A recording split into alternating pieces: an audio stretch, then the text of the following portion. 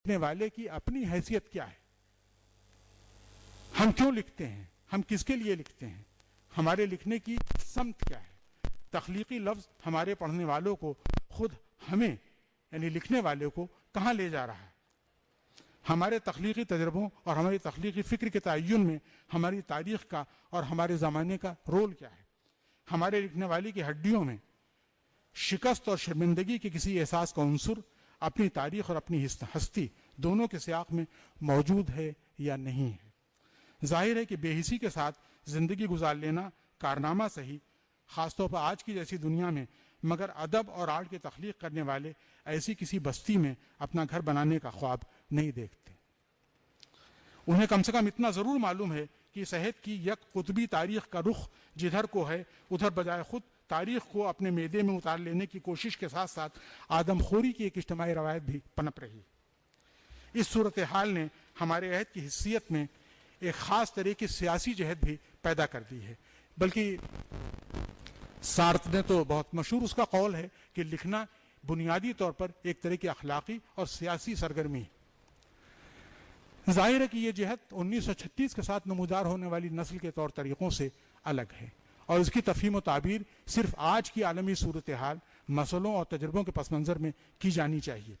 ادب اور آرٹ کی جمہوریت انسانی تہذیب کی سب سے کشادہ ظرف اور وسیع النظر جمہوریت ہے۔ لکھنے والا کسی جماعت، کسی آئیڈیالوجی، کسی عقیدے، کسی معینہ منصوبے کا پابند نہیں ہوتا، اسے اپنی سی لکھنے اور سوچنے کی پوری آزادی ہے۔ مارکس کا بہت مشہور قول ہے، poets are originals, they must be allowed to go their own way۔ Literature کے بارے میں اس کا یہ قول ظاہر ہے کہ خود اس کے متبعین نے اس کی کبھی اس کو اس سے اختیار کرنے کی کوشش نہیں کی، لیکن اسی طرح ہمیں یعنی اس کے قاری کو بھی یہ اختیار اور آزادی حاصل ہے کہ وہ ہر ادب ہم سے اپنے پڑھے جانے کا تقاضا نہ کرے۔ ہر کتاب جو پڑھی جاتی ہے، چھپتی ہے، پڑھنے کے لیے نہیں ہوتی۔ جس طرح دنیا کی ہر شے ہر شخص کے لیے نہیں ہوتی، اسی طرح ہر ادب پارا بھی ہر قاری کے لیے نہیں ہوتا۔ موجودہ زمانے کے انسانوں کی اکثریت سلیپ واکرز پر مشتمل ہے، اسے نہیں معلوم کہ جانا کدھر ہے اور سب کدھر کو جا رہے ہیں۔ لیکن پھر شکیب جلالی کا شعر یاد آ گیا، جانا تھا کدھر اور چلے جاتے ہیں کس سمت، بھٹکی ہوئی اس بھیڑ میں سب سوچ رہے ہیں۔ ساتھ میں جب یہ کہا تھا کہ ادب کی تخلیق ایک اخلاقی اور سیاسی سرگرمی ہے، تو اس کا خطاب ظاہر ہے کہ اس بھیڑ سے نہیں تھا۔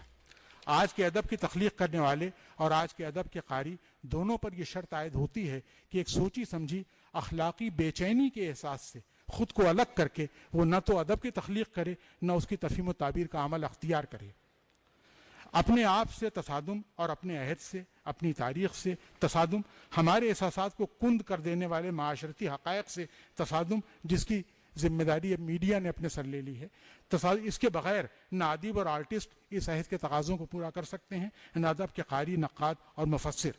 ظاہر ہے کہ یہ مسائل بہتوں کے نزدیک ادب کے مسائل نہیں ہوں گے اور ان کی ایک علیحدہ اخلاقیات ہے، مگر کیا واقعی ادب کی اخلاقیات میں ایسے سوالوں کی گنجائش نہیں ہے؟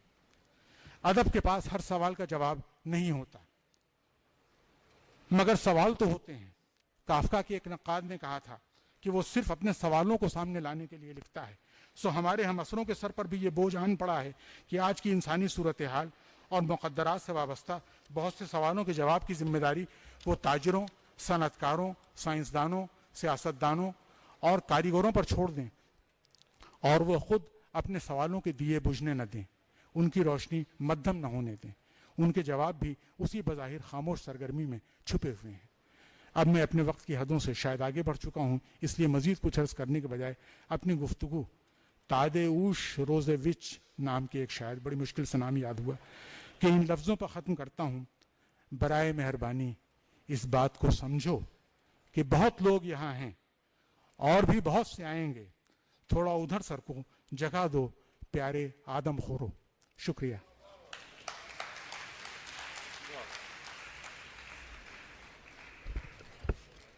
ایک بہت دقیق گراں قدر اس مقالے کے بعد شمیم حنفی صاحب کے، جس کی ایک سطر میں معنی آفرینی کے دریا پوشیدہ تھے، آپ نے بہت توجہ سے سماعت کیا۔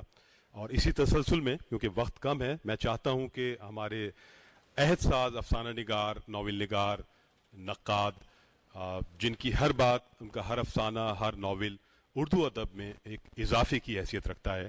میں گزارش کروں گا انتظار حسین صاحب سے کہ وہ تشریف لائیں یہاں اور ہم ان کے خطبہ صدارت سے مستفیض ہو سکیں.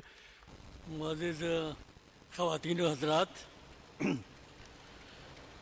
میں یہ سمجھ رہا تھا کہ جیسا کہ عام طور پر ہمارے سیمینارز میں ہوتا ہے کہ بات حضرت آدم سے شروع ہوتی ہے اور ہمارے زمانے تک آتی ہے، اور پھر جو صدارت کر رہا ہوتا ہے اس کے لیے صرف اتنی گنجائش رہ جاتی ہے کہ وہ اپنے مہمانوں کا شکریہ ادا کرے اور رخصت لے لے.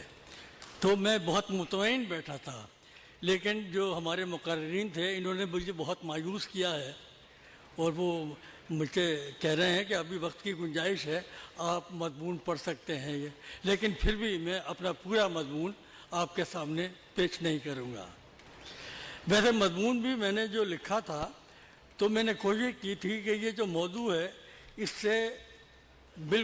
سے انحراف نہ کروں. جو اس میں دو مسائل ہیں کہ عالمی ادب عصری تقاضے اور موجودہ صورتحال. تو یہ عالمی ادب کیا شے ہے، یہ مجھے بہت پریشان کر رہا ہے یہ سوال کہ یہ یکایک ہم عالمی ادب کے چکر میں کیسے پڑ گئے ہیں، یہ کیا چیز ہے. اور عصری تقاضے اس کے ہمارے ادب کی تاریخ میں اس تصور کے کہ ادب کو عصری تقاضے پورے کرنے چاہیے، مولانا حالی کے اس کے موجد ہیں اس تصور کے. انہوں نے یہ سوال اٹھایا تھا پہلی مرتبہ کہ یہ جو غدل بدل اب تک کہتے رہے ہیں، اور 1857 کی جو شخص تھی ہماری اور وہ اعصاب پر ان کے سوار تھا کہ یہ کون ذمہ دار ہے اس شخص کا، تو انہوں نے آخر یہ نتیجہ نکالا کہ یہ ہمارے شاعر جو ہیں اور یہ جو شعر و قصائد کا ناپاک دفتر جو ہے یہ ذمہ دار ہے اس ساری شخص کا. تو وہ غزل پر برسے اور پھر انہوں نے یہ سوال اٹھایا کہ یہ شاعر کو جو تقاضے ہوتے ہیں وہ اپنے عہد کے اور اپنی قوم کے تقاضے وہ پورے کرنے چاہیے، وہ انہوں نے پورے نہیں کیے.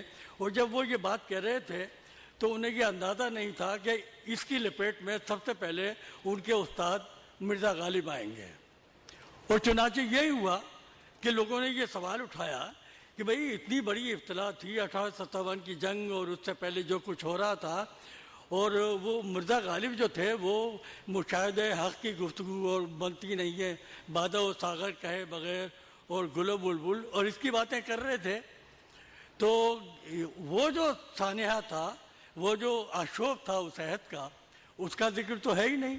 اور پھر 1857 کی جنگ شروع ہو گئی تو جو غالب کے جو حامی تھے انہوں نے فوراً ان سے شعر کیے، اور وہ مشہور غزل جو ہے جس کا مطلب یہ ہے کہ